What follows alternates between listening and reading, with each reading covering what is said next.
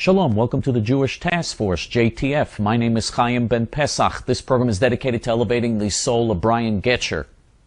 One of the things that we in JTF do in our campaign to defeat Barack Hussein Obama for re-election, because that's our big goal right now here in the United States, one of the things we do is bring up issues that other people don't mention. And one of the big issues that will confront the American people very quickly if Obama, God forbid, is reelected to a second term is the fact that he and his Attorney General, Eric Holder, intend to release huge numbers of violent criminals. You see, there's something called federal sentencing guidelines. The federal sentencing guidelines require federal judges to sentence criminals to a certain range of time. And President Ronald Reagan initiated tough federal sentencing guidelines, forcing federal judges to put drug offenders and violent offenders behind bars for long periods of time in the 1980s. Reagan started that in the 1980s, and those federal sentencing guidelines are still in effect. So very large numbers of criminals who would have gotten off with light sentences in the past started getting heavy sentences and were put behind bars for long periods of time during the Reagan administration. That led to a tremendous drop in violent crime. Huge numbers of people were put behind bars that before would have been released after serving a short amount of time. And state prison systems and state governments very often follow the federal sentencing model. When the federal government does something in its sentencing model, many state systems follow that federal model. So we saw the number of people in the prison system increase from roughly 500,000 to 1 million and then eventually to over 2 million. We saw a couple of million people put behind bars, many of them because of Reagan's tough sentencing guidelines. Barack Hussein Obama, Eric Holder, and other black leaders like Jesse Jackson and Al Sharpton and Louis Farrakhan have long contended that these federal sentencing guidelines are racist, that they discriminate against blacks because most violent offenders in the United States are black. Blacks are 13% of the population, but they're the majority of violent criminals in the United States. They're the majority of drug dealers in the United States, especially offenses like crack and crack cocaine. Black drug dealers are the overwhelming majority in those categories. And so Barack Hussein Obama, like other black leaders, Eric Holder, his Attorney General, who is also a black leader, Jesse Jackson, Al Sharpton, Louis Farrakhan, Jeremiah Wright, have been saying that those laws have to be changed, that these black violent criminals and black drug dealers have to be released. Now, first of all, I want to say something as far as the racial aspect of this.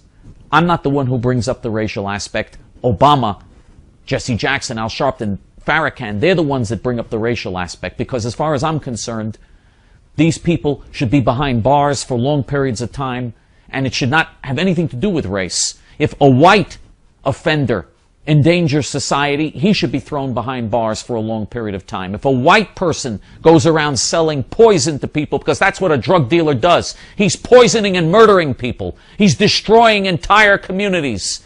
A person like this should be thrown behind bars for the rest of their life. And I don't care if they're white, black, green, or purple. And the number one victims of black violent crime are other blacks. And the number one victims of black drug dealing are black drug addicts. Blacks are victimized by this more than any other group. So I'm not the one who introduced this racial issue. I'm responding to it. I'm speaking about it because that's the excuse used by Obama and Eric Holder and their supporters to drastically cut federal sentencing guidelines. And the law permits the Justice Department to reduce these federal sentencing guidelines. The Justice Department, the Attorney General under Obama, has tremendous discretionary power. And they've been using this power to cut those sentencing guidelines. And so already they've started to release more and more violent criminals into the street. They've started to cut down the sentences that violent drug offenders get. They've already started this process. And it's already leading to an uptick in crime in many cities and many urban areas. But this is nothing. If Barack Hussein Obama gets a second term and never has to face the voters again, that's when he's really going to implement the full scope of his radical program. That's what he told the Egyptian foreign minister. He told the Egyptian foreign minister that he's secretly a Muslim and that as soon as he's reelected, he's going to implement an Islamic agenda, including pressuring Israel to commit national suicide. He promised the Russian president that if he's reelected, he's going to have the flexibility to do all types of things and make all types of dangerous concessions to Russia.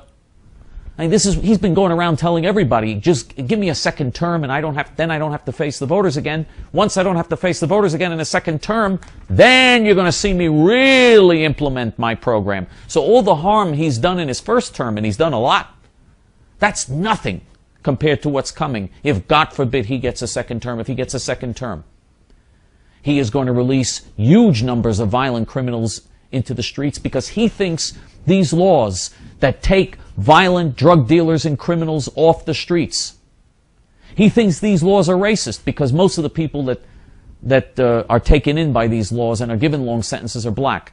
So he thinks that means the laws are racist. The laws aren't racist. The reason most of the people who get these long sentences are black is not because of racism, it's because most of the criminals who do these things happen to be black. Most of the people arrested and convicted and charged in communities for committing these types of offenses are black.